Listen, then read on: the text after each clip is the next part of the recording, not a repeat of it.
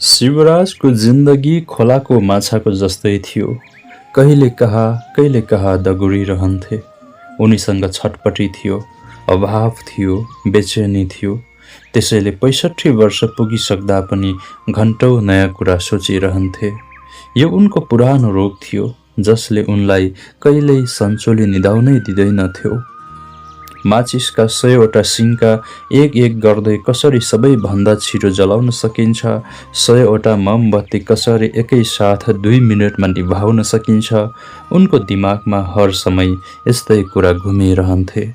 किनकि मर्नु अघि उनलाई विश्व रेकर्डहरू आफ्नो नाममा दर्ता गराउनु थियो। कविता लेख्यो, अर्काको दुःखको दरखास्त लेख्यो अनि विश्व रेकर्डबारे सोच्यो, बस्यो। चियाको तलतल लागे, नुन चिया पियो। शिवराजको दिन यसरी नै बित्ने गर्थ्यो। शिवराजको जीवन पहिलेदेखि यति फुस्रो थियो र? होइन नै, एउटा समय थियो जतिखेर उनको जीवन रङ्गीन थियो। उनी रक्सी पिउँथे, प्रेम गर्थे, पार्टी गर्थे, मन परेको गीत रातभरि गुनगुनाउँथे। तर अचेल उनी रक्सी छुँदैनथे। उनले रक्सी छाडेको 30 वर्ष भइसकेको थियो। प्रेम गर्नेहरूले त मलाई छाडेर गए, यो रक्सीलाई चाहिँ मैले किन प्रेम गरिरहने? शिवराज जहिले भन्थे र हाँसिरहन्थे। वयस छँदैको कुरा हो।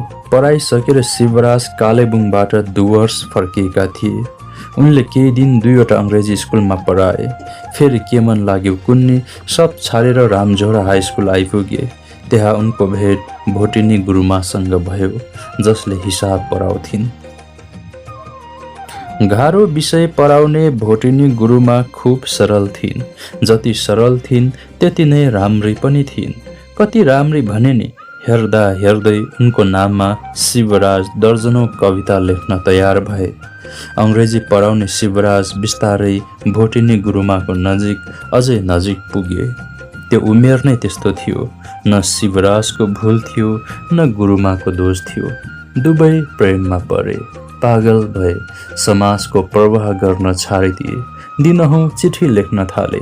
हप्तै पछि भागेर वीरपाडाको ओम सिनेमा हल पुग्न थाले। हो, मैले अघि नै भने नि, शिवराज कहीँ अल्झिने किसिमको मान्छे हुँदै होइनन्। उनी त एक ठाउँदेखि अर्को ठाउँ दगुरिरहने मान्छे हुन्। त्यही भएर उनले कहिल्यै जीवनमा केही स्थायी काम गर्नै सकेनन्। स्कुल 4 ठाउँ पढेर सके, त्यसपछि काम गर्न पनि 4तिर दगुरिरहे। यो स्कुलदेखि त्यो स्कुल गरिरहे। त्यसो भए शिवराजको जीवनमा स्थायी कुरा केही थियो त? त्यो त केवल त्यही भोटिनी गुरुमाको प्रेम थियो। शिवराज जीवनमा कहीँ सबैभन्दा धेर अल्झिएका थिए भने त्यो त्यही प्रेमको बाटोमै अल्झिएका थिए। जब भोटिनी गुरुमाको नजिक अझै नजिक शिवराज पुगे, उनले जीवनको हरथोक भुले, कविताका हरफ भुले। चियाका मुना पलाएर आए झै उनका सपना वारवार्ती पलाएर आउन थाले। तर वर्ष दिन पुग्नै लाग्दा उनीहरू बीच नयाँ उल्झन आइदियो। भोटिनी गुरुमाको परिवारले नेवार सरसँग बिहे नगर्ने दबाब बनाउन थाल्यो। त्यहाँ जातको प्रश्न थियो, शिवराजको घरको हालतको प्रश्न थियो, बेरोजगारीको प्रश्न थियो अनि सबैभन्दा धेर त शिवराजकै जिन्दगी जिउने तरिकाको प्रश्न थियो। किनकि उनलाई कसैको सरोकार थिएन, आफ्नै जीवनको पनि सरोकार थिएन।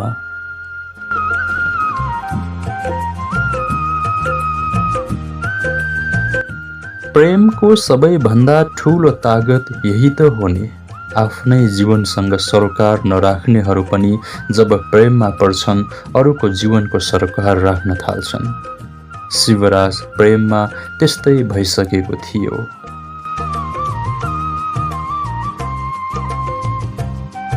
तर शिवराजको भाग्यलाई यी सब कुराको कुनै सरोकार नै थिएन।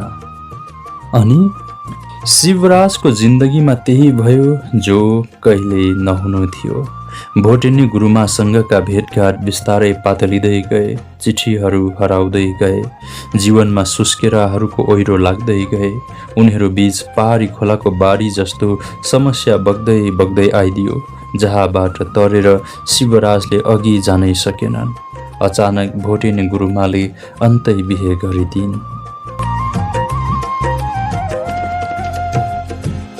शिवराजले जीवनको बाटो हराए, मकसद गुमाए, उद्देश्य हराए। उनलाई सब थोकसँग दिक्क लाग्न थाल्यो। चियाका कलकलाउँदा बुट्टा धरी निरस लाग्न थाले। त्यही भएर उनले दुम्सी पारा छाडे। केही समयका निम्ति नेपालको इटहरी पुगे।